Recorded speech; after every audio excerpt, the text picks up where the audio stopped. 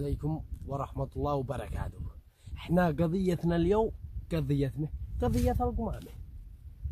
قلتكم الله هو لصالحكم، انا ما بنفعل حاجة الا لصالحكم. هذا البرميل بكل اللي مفعله هذا ابن 77.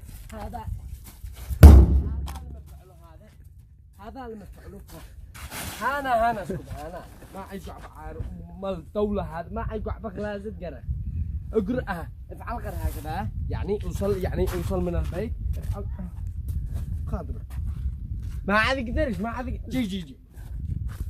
جي صورها. هذا ما بلا اللي سكرتنا انا اللي زعتنا انا الان ولا فاضي انا يا